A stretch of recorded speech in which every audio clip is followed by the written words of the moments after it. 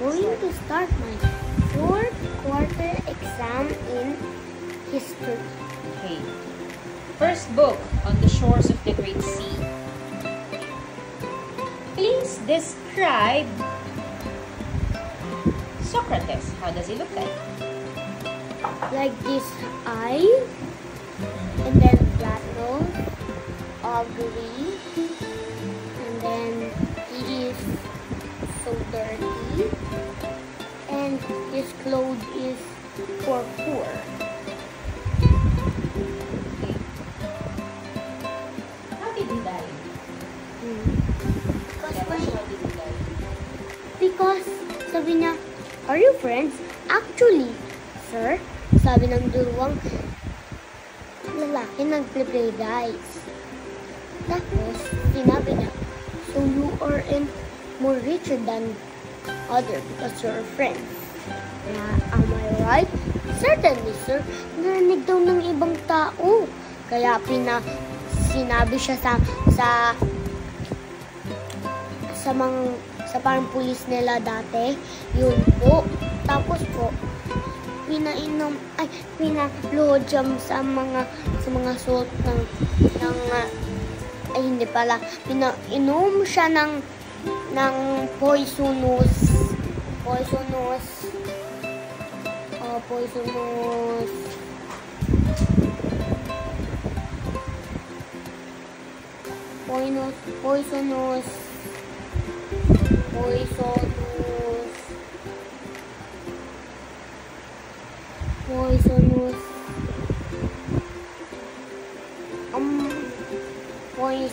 water.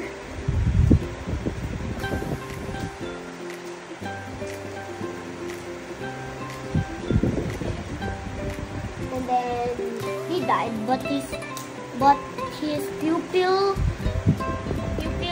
his student,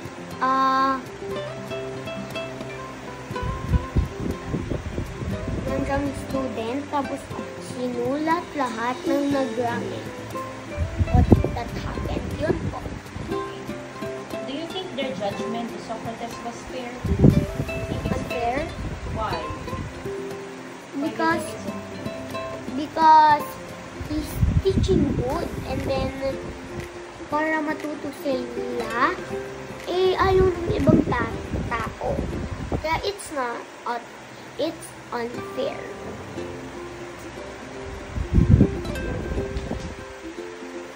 Next, please retell the story how Horatius kept the Roman rich to defend his country and countrymen. Can you please retell the story how Horatius kept the Roman rich to defend his country and countrymen? Okay. Bit daw po ng babae. Pangalan niya Horatius. Horatius.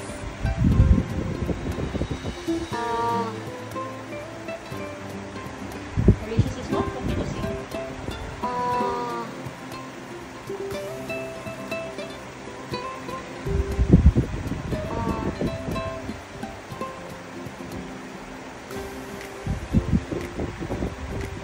You want me to repeat the question again? Yeah. Okay. Please retell how Horatius kept the Roman bridge to defend his country and countrymen. So how did he protect his country daw? Can you retell the story how Horatius kept the bridge? Nga po, may lalaki na father niya. Tapos, nagsilang sila sa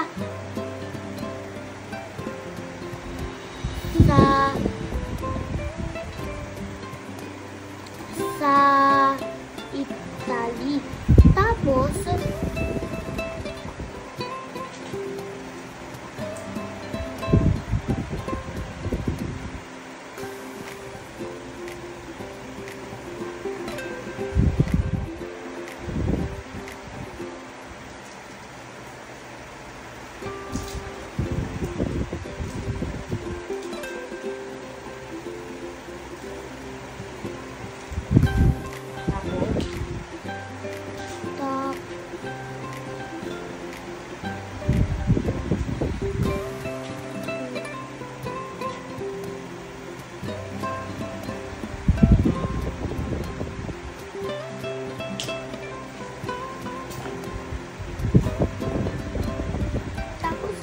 po, yung lalaki na yun, nakapag-asawa sa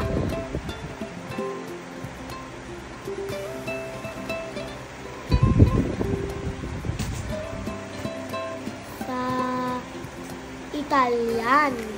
Tapos daw po, siya naging king yung lalaki na yun. Tapos daw po, Greek pa naman po siya. Tapos daw po,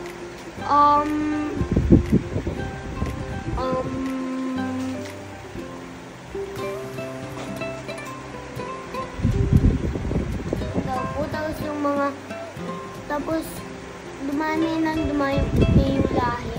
Tapos, pero, yung ibang taga,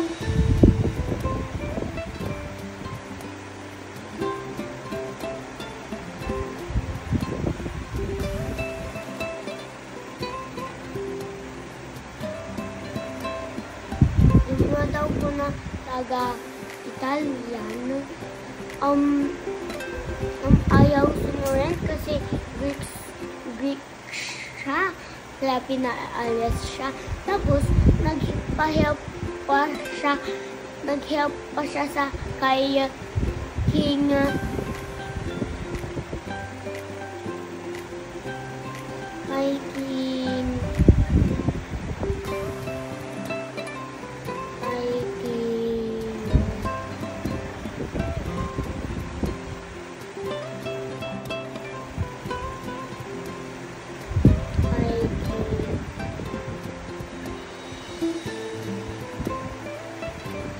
naalala ko po, Peter, parang Parsus. Kaya po siya doon. Tapos, si Harry, sabi niya, please, help me just to. Tapos, padating na daw po sila. Padating na daw po yung army nila. Tapos, sabi niya, haha, just 3 of you. Tapos may unting sumugod daw, natalo nila. Tapos may ibang pag nagsugod sa kanila. Sabi niya, come back, masisirahan naman namin yung bridge. Tapos yung dalawang nag-help sa kanya, tumalon. Tapos siya, hindi na siya nakatalon. So nag-swim siya papunta doon sa isang malapit na hill, na river. Tapos daw po, nung nakita nila yung hat, sumigaw sila, he is alive! Yun po. Tapos daw po,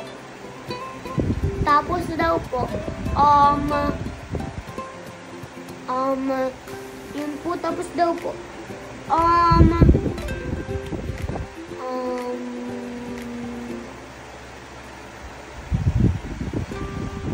tinayo ang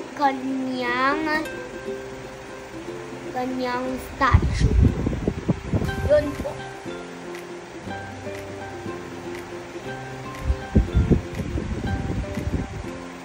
What character of Horatius you admire most?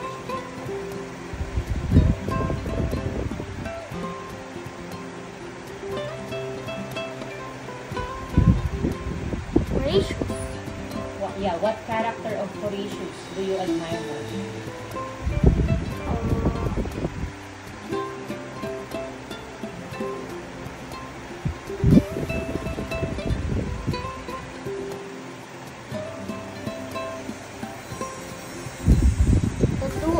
Help him because the two of them helped him.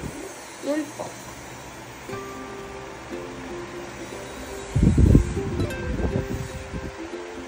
Do you understand yung question? No. What character of Horatius? Ano yung character, ugali, o yung ugali ni Horatius na ina-admire mo, na gusto mong gayahin, na maganda para sa iyo, na dapat tutularan natin? Yun yung tanong ko. What character of Horatius you admire the most? He is good because he protects protect his country and fight for his country. And he is so brave na kahit tatlo lang sila, hindi pa rin sila nag-retreat. Tapos nag-swim pa siya pabalik doon sa kanilang country. Yun po.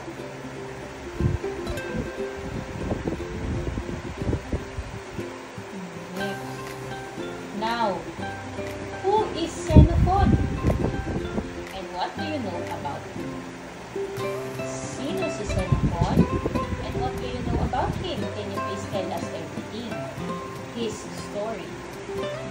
So, Xenophon is a Greek.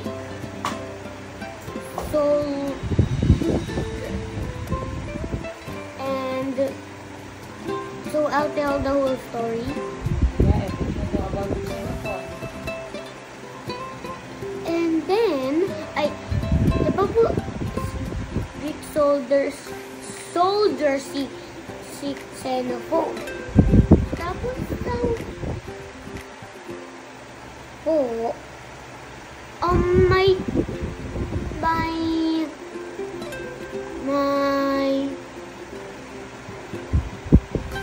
Spartan little kid daw po.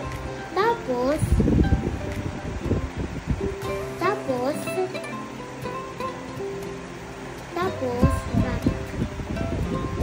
daw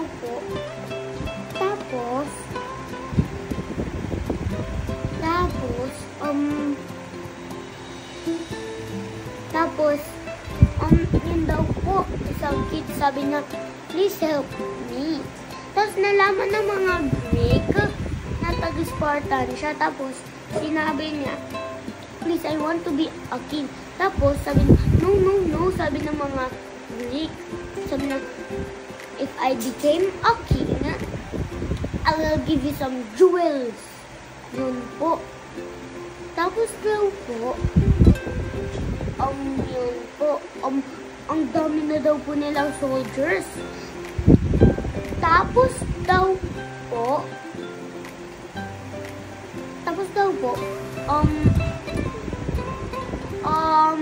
boom! Nag-war na po sila. Tapos, ang una namatay, yung batang lalaki na nag-help para sa tulong. Yun po. Sabi, sige, help ko kayo pabalik. Tapos yung night na yun, sabi niya, no, hindi baka fake yun, kaya naglakbay na po sila lahat. Tapos nung gabi na yun, tapos, marami daw po namatay sa 10,000, retreat of the 10,000. Yun po. Tapos daw po, nung nakita na yun sa sea, the sea! Tapos daw po, nakabalik si Xenophon. Yun po.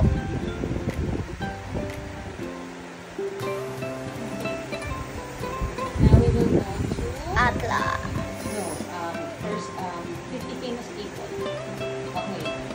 What is the story of the two painters and who are they? In the 50 famous people, and share to us what you learned from the two of them. Again, Mary, tell us the story of the two painters. Who are they? And in the 50 famous people, and share to us what have you learned from them. Okay daw po. One morning daw po, nagping si Zixus ng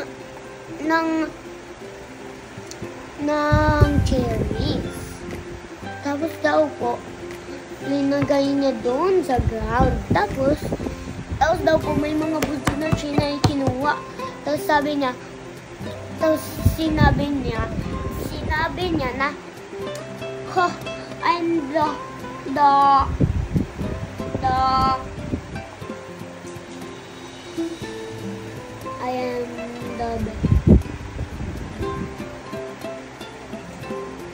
the rest.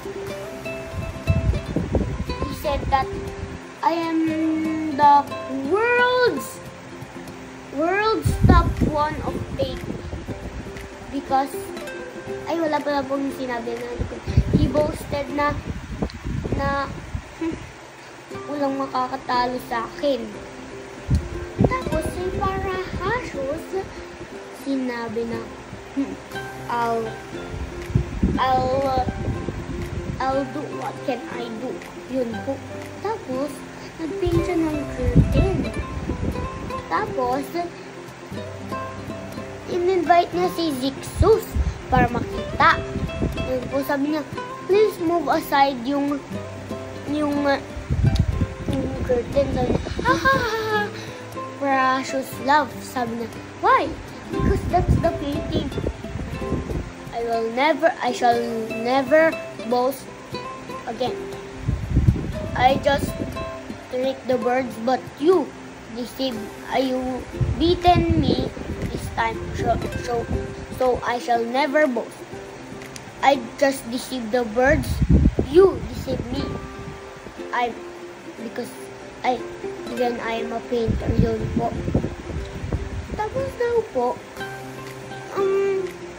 nag-paint daw po ulit si Zixus ng painting na may cherries, tapos may dalang basket sa lalaki. Tapos daw po ganun. Tapos yung mga birds, kumanon, sinay ko na, sabi niya, bakit kaya hindi natatakot yung birds kahit may lalaki doon? Yun po.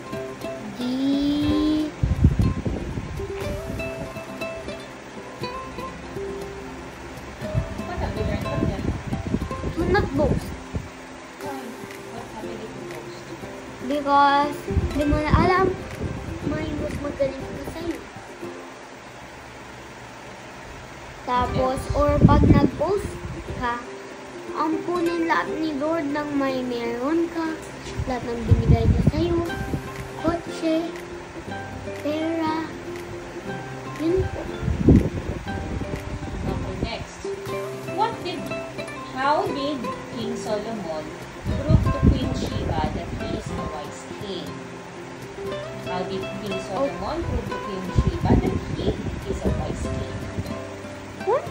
One morning daw po, may nag-knock, dok. Sabi na, come in.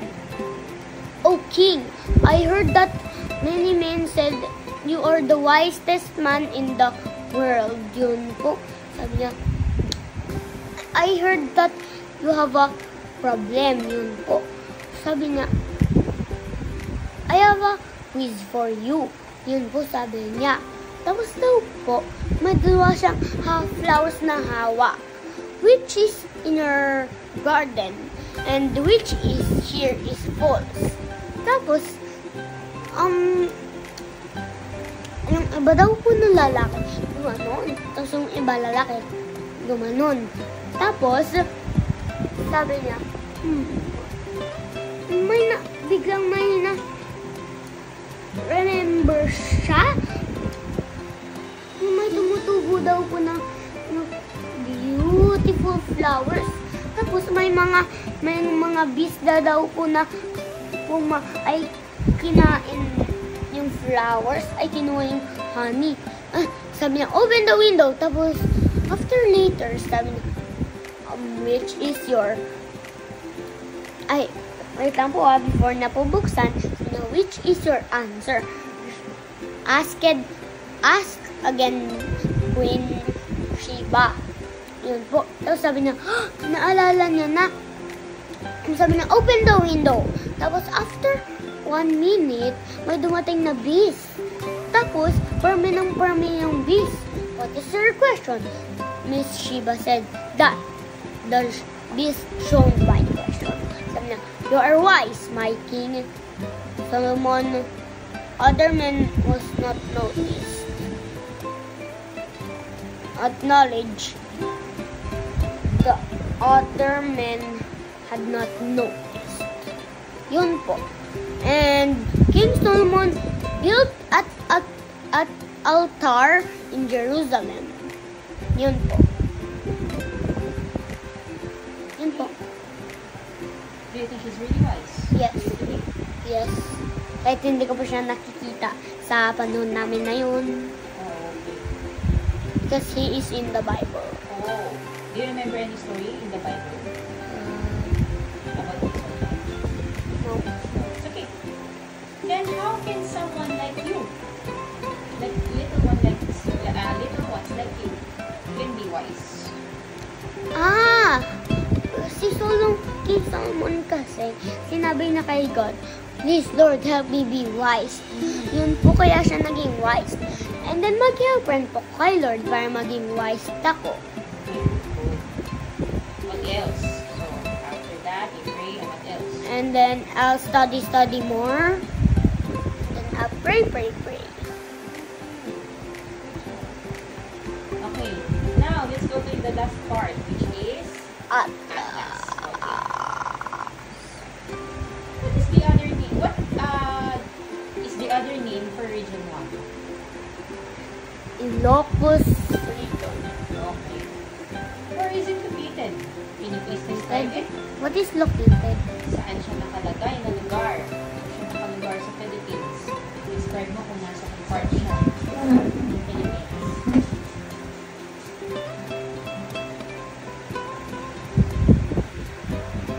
Southwest.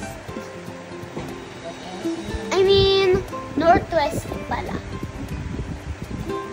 And then these places is Ilocos. Oh, wala pa nga pinag-research. I just asked you, you describe yung nasa amin. Okay? Okay, so now, what are the provinces in Region 1? What are the provinces in Region 1? You mean the places? Yes, the provinces. Ilocos Norte, Ilocos Sur, La Union, Pangasinan.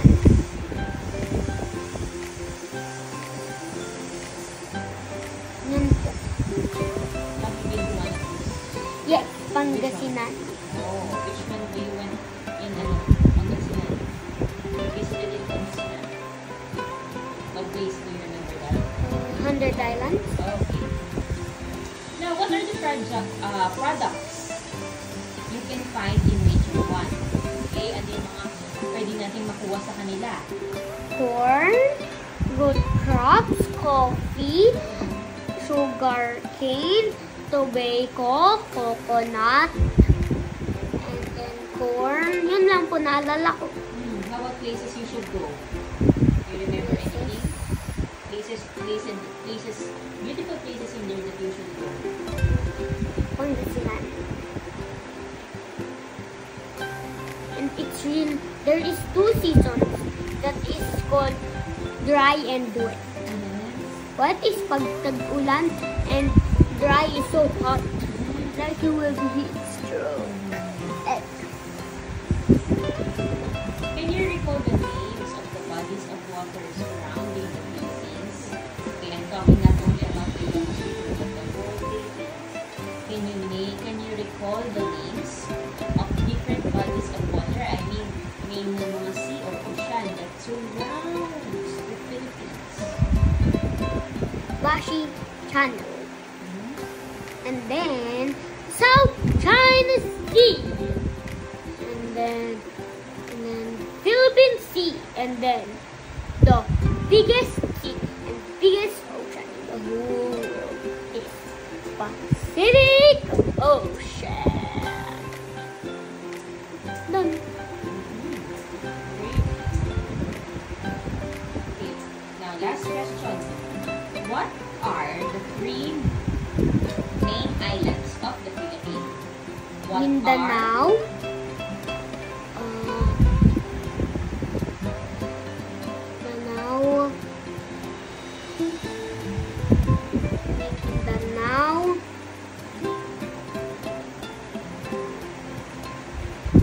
Mindanao, Visayas, Mindanao, Visayas. Yun lang po naalala ko. Mindanao, Visayas. Forgot the Luzon where Ayun. we are at. Luzon, Visayas, Mindanao. Like here, I'll show my map.